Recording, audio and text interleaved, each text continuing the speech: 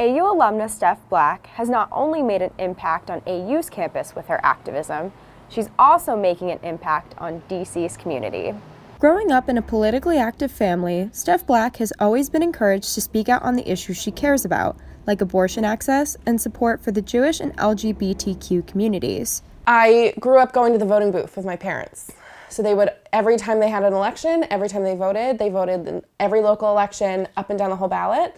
My grandmother, she was instrumental in Massachusetts in getting information about domestic violence put into the back of synagogue bathroom stall doors.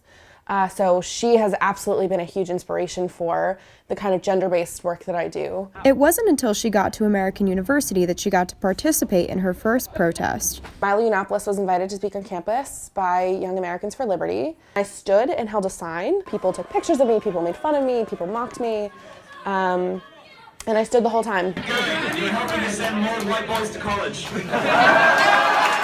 She currently volunteers with NARAL Pro-Choice, an organization that focuses advocacy efforts on getting women abortion care, birth control, and paid parental leave.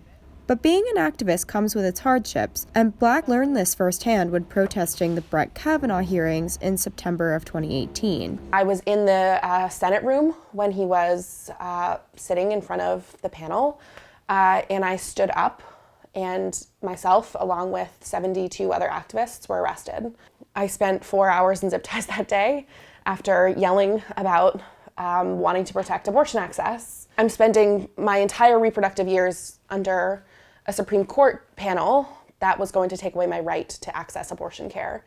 Despite setbacks, she's been able to persevere as activist culture, particularly in DC, continues to change. I think Kavanaugh showed us that it's not enough in this administration.